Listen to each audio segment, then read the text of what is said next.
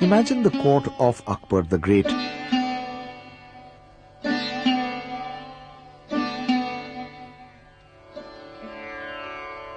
The emperor sits in Fatehpur Sikri, surrounded by his courtiers. On a platform in the middle of the Anup Talao, Tansen, the legendary musician, is in concert.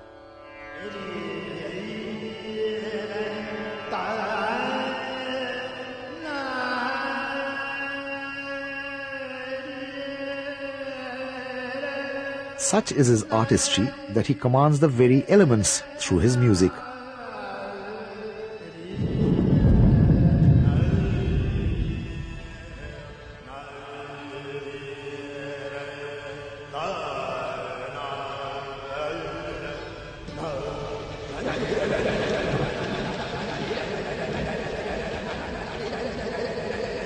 As one of the 9 jewels of Akbar's court, Tansen took music to new heights.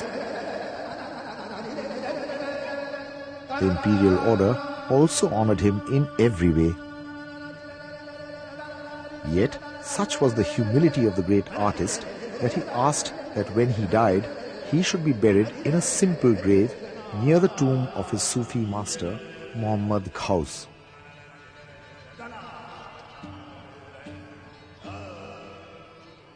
The austere tomb of the musician is overshadowed by that of the Pir, to whom petitions are addressed even today.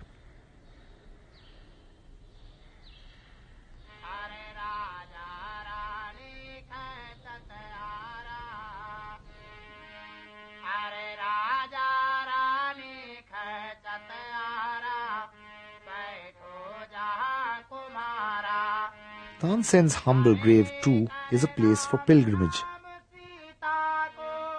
Musicians of all sorts, from respected pandits and ustads to ordinary street singers, continue to find inspiration at Tansen's tomb.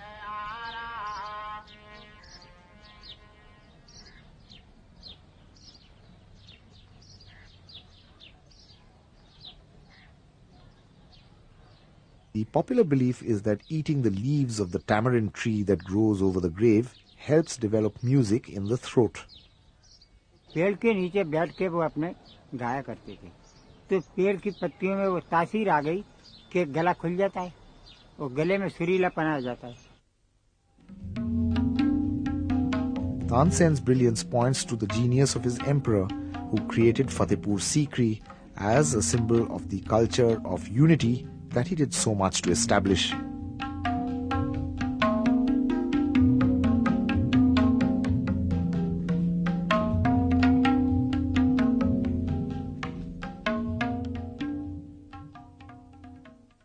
Years after Fatehpur Sikri was built and abandoned, it retains a sense of power, vitality and a grandeur. These perhaps reflect Akbar, who had these buildings commissioned. Akbar also represented through these buildings India's composite culture, which was still developing in his time. The same concept was taken to a more abstract level when he proclaimed the syncretic Deen-e-Ilahi and proclaimed Sulh-e-Kul, the need for peace and amity among all.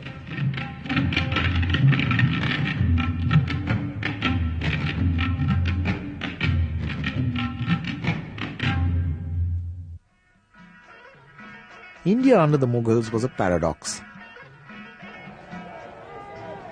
It was a combination of power and culture, of economic wealth and spiritual humility.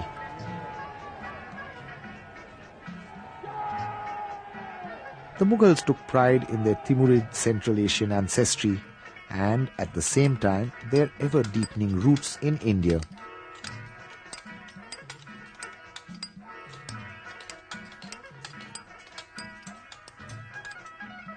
There was also a sense of imperial arrogance and commercial smugness, of standing on the threshold of medievalism and modernity and missing a step in either direction.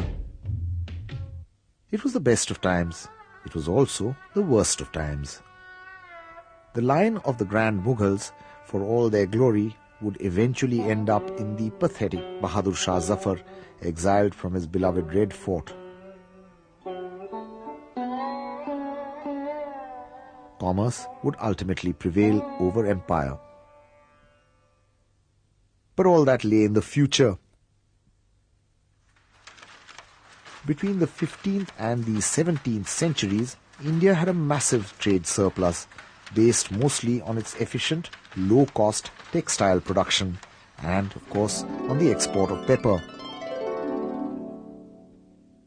The Spaniards and other Europeans began bringing silver to India from the Americas during the 16th century. The massive infusion of new money stimulated the development of textile production and the growth, distribution and processing of cotton and dyes. It also boosted the production and distribution of food for the producers and traders. In cities like Agra, population, urbanization and production all increased during the heydays of the Mughals.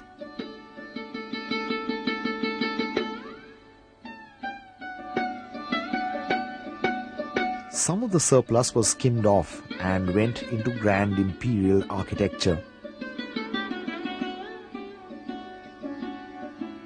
The Panch Mahal at Fatehpur Sikri symbolizes society and the economy as they developed during the Mughal period. Society took a pyramidal shape with many people at the bottom and very few at the top. The distribution of income became increasingly unequal.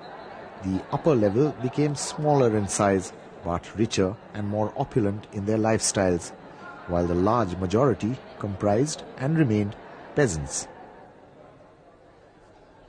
However, during this period, an elaborate but efficient system of land revenue collection was set up. This was carried out by Raja Todar Mal, Akbar's minister, who had earlier worked in the same capacity for Sher Shah. Sher Shah had ruled over India from the Purana Killa in Delhi for just 5 years. During that time, he sowed the seeds of many institutions which flowered in Akbar's long reign of 50 years. Although Sher Shah ruled for a very short period, he developed a concept of imperial India. He built roads connecting various parts of his empire, from Calcutta to Peshawar and beyond. And on this road, now called the Grand Trunk Road or Sher Shah Suri Marg, he erected coast minars. These minars indicated distances between different points.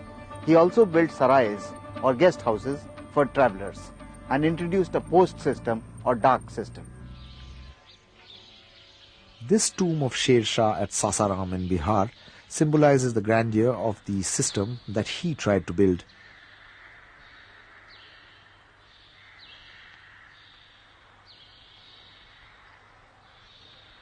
Sher Shah had begun his career from Bihar, and like the Mauryans many centuries earlier, he made that region the base from which to set up a widespread imperial system. Akbar continued Sher Shah's work in more senses than one. Not only did he consolidate the revenue system, but he also established an imperial military bureaucracy through the Mansabdari system, which spread out from the court to various parts of the empire. Through Mansab system, Akbar built an apparatus of a centralized bureaucracy, which was not only a bureaucracy but also the military organization.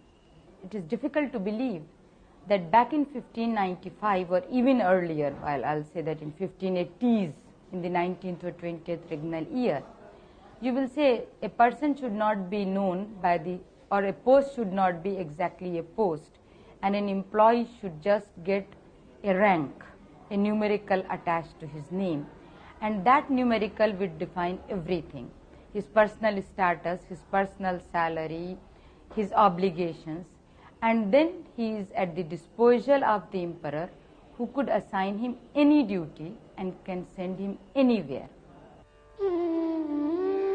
The structure known as the Diwan-e-Khas at Fatehpur Sikri is said to have been the place where Akbar formulated some of his radical and innovative ideas. The central pillar and radial spokes are perhaps a metaphor of seeking the one truth with the help of many truths. The outcome of this quest was the Deen-e-Ilahi, a synthesis of religious ideas that produced a system suited to the Indian genius. Akbar's efforts to evolve a coherence out of the varied religious thought of his time has been interpreted by some as an attempt to create a new religion. The attempt of Akbar and his advisors to construct a theory of society and state in which it would be recognized that no religion is true, but all religions should be tolerated. And that culture of all traditions was inherently one. I think these 2 points are of signal importance in any comparative history of world thought. Akbar also retained his faith in Sufism, as is evident at Fatehpur Sikri.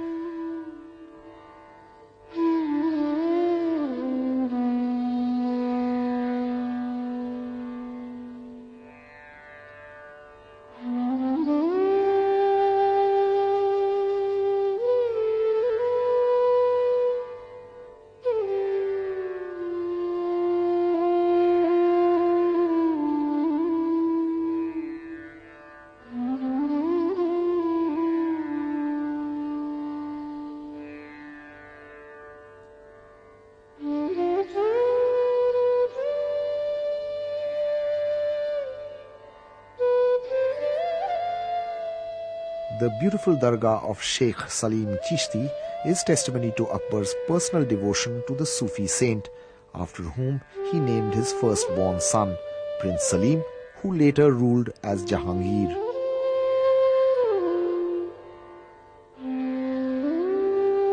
At the same time, Akbar looked both outwards and inwards in his spiritual quest. He discussed religious matters with Islamic scholars, both Sunni and Shia, Hindu Pandits of various sects, Zoroastrians and Jesuit priests who brought Christianity to his court. Akbar was able to build massive symbols of power like the Buland Darwaza because he had recourse to immense revenues from what was then the world's most productive land. To generate the wealth, Akbar needed to strengthen his control over the Gangetic Doab lands, whose fertility was renewed year after year by the mighty rivers that flowed through the plains of North India. The fort that Akbar built at Allahabad commanded the confluence of the Ganga and Yamuna and aided the power of his empire and its expansion in different directions. One of the most significant but often overlooked aspects of Akbar's expansion of empire is his conquest of Bengal, which by itself was capable of feeding the whole of India in times of distress. Akbar's conquest of Bengal also marked the incursion of imperial forces into the iron-rich tribal area of Jharkhand. The attention of historians has been focused on the expansion of the Mughal Empire towards the northwest, but much more important was their attempt to unify India through expanding southwards. It's not for nothing the most important monument of Akbar, the Buland Darwaza, faces southwards. Akbar's successor Jahangir continued the expansionist policy of his father, but his political ambitions were overshadowed in popular imagination by his image as the romantic rebel Salim.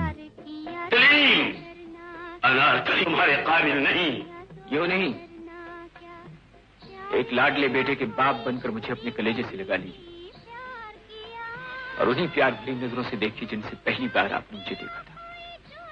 मुझे हिंदुस्तान का शहजादा नहीं अपना बेटा समझिए और फिर कहिए कि अनारकली मेरे काबिल नहीं। The fact is that Salim did raise the banner of revolt against Akbar and for a while sought sanctuary in the kingdoms of central India.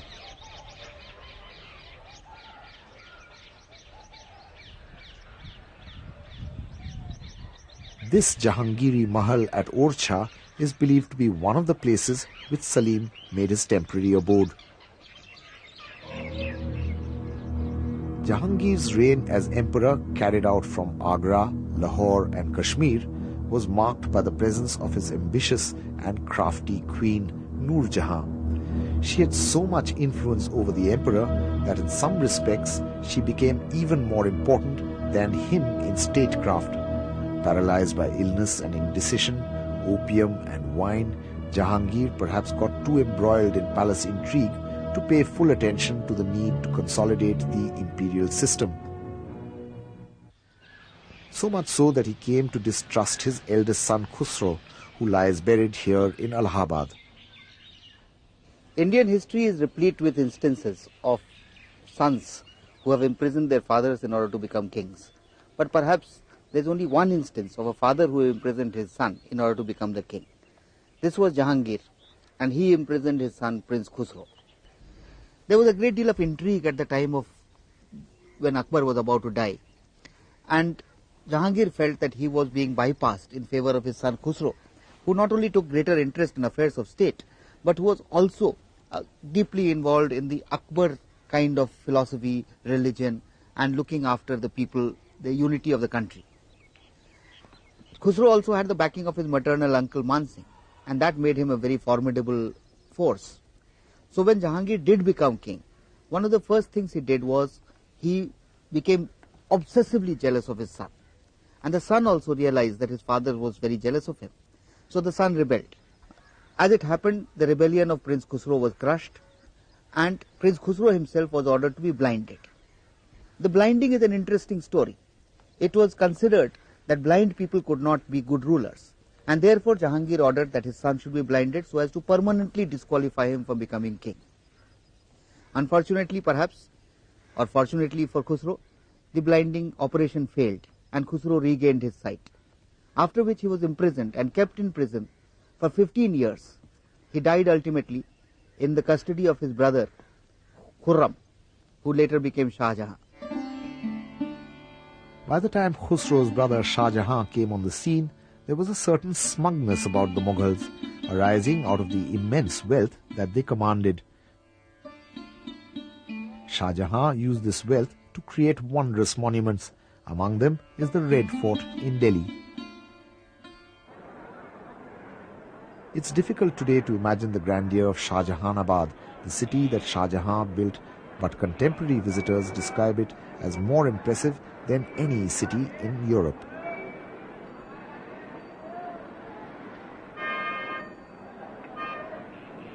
In any event, the establishment of the Red Fort meant not only one more round of urbanization of Delhi, but also the location of the capital there once again. The essential thrust of the Mughal Empire, as of the Mauryas and the Khiljis, was to expand from north to south. The Baradari that Shah Jahan built on the top of the Deogiri Daulatabad fort represents his urge to dominate the Deccan, just as Alauddin Khilji and Muhammad bin Tughlaq had attempted earlier. Shah Jahan's son, the much misunderstood but definitely bigoted Aurangzeb, continued with the Deccan campaign.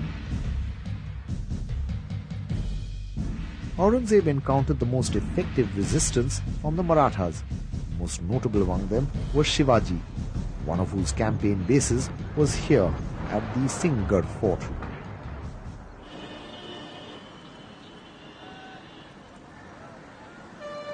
Aurangzeb also took on Muslim powers in the Deccan.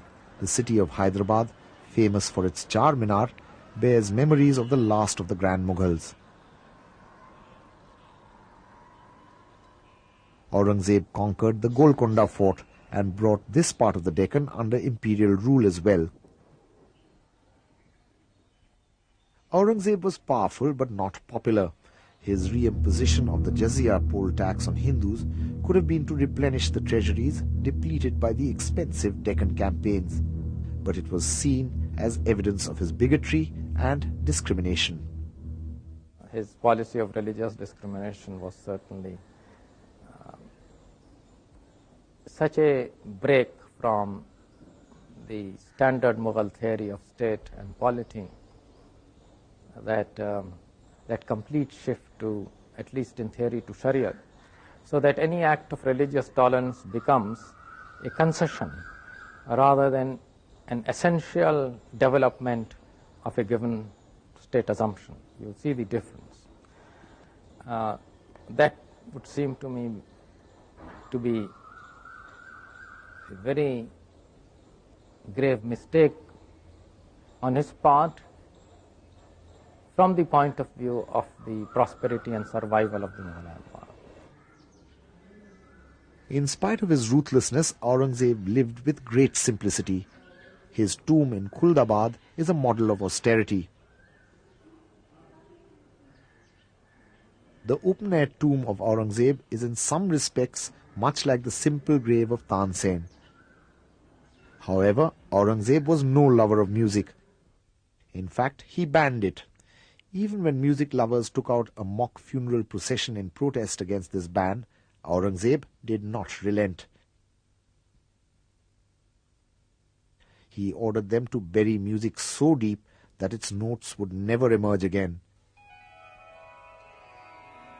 In the event, it's music that lives on, while the Mughal emperor lies deep underground.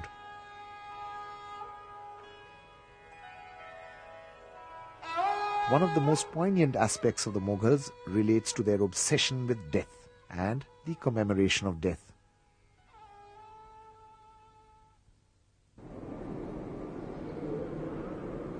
The most enduring monuments of the Mughal Empire are tombs. There's an irony about Humayun's tomb.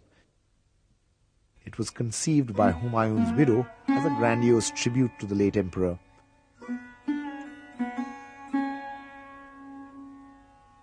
In fact, Humayun had ruled over only a small part of India, and that too for a short period.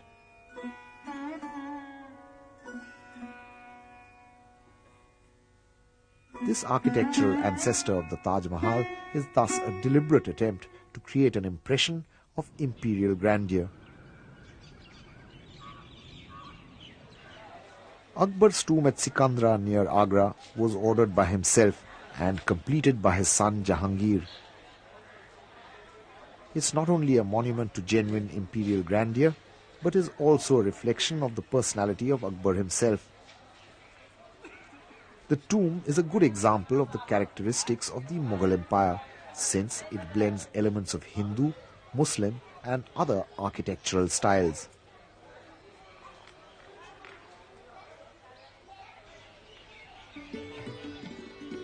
The most well-known of Mughal monuments is of course the incomparable Taj Mahal. From an enduring monument to love, it has become a setting for the perfect photo opportunity. Okay, ready? Cheese.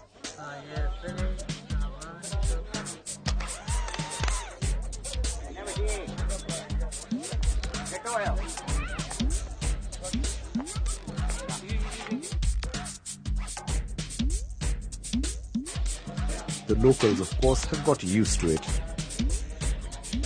Interestingly, the shape of its dome might have been inspired by the humble haystacks which dot the region today, as they must have done during the time the Taj Mahal was being designed. There is, of course, nothing humble about the Taj Mahal. It's an extremely ostentatious monument to the past, without regard to the present or the future.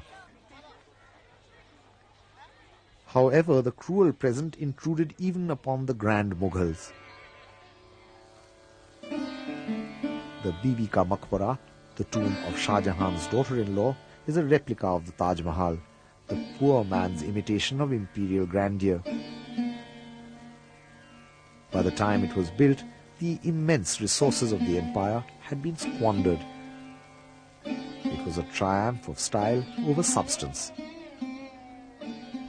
The popular myth is that history repeats itself. This is wrong. In fact, it is only historians who repeat themselves and others who want to make history. The attempt by Aurangzeb's son to build a memorial for his mother on the lines of the memorial which Shah Jahan had built for his wife is one such attempt where a replica is sought to be created of the original. And the replica has a certain cheapness about it, a certain tired look about it.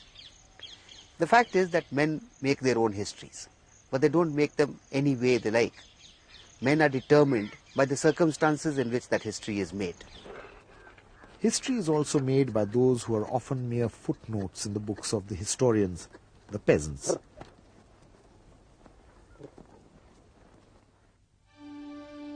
The peasants had been the source of the wealth that had built the grand Mughal edifices, and it was from them that resistance to the empire grew. The Jats, the Sikhs, the Namdharis and the Marathas all rose in revolt as the exactions on them increased beyond the limits of tolerance. This agrarian crisis converted itself into a political crisis when the zamindars began to throw off the yoke of the central authority and also made use of peasant distress. And my particular examples were the Jats and the Marathas.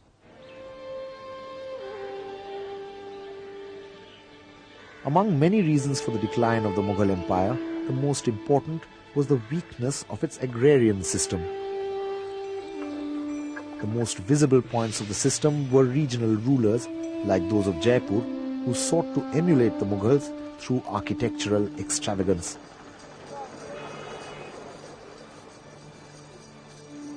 Below such regional satraps were different layers of mansabdars, jagirdars and zamindars, all extracting surplus from the peasants. For their part, the peasants tolerated the exactions with fortitude and even passivity. But when things got beyond endurance, peasant activism destroyed empires. It was a series of peasant revolts that sapped the Mughal Empire. But it still took several centuries for the peasants to rise from the footnote to the text of history.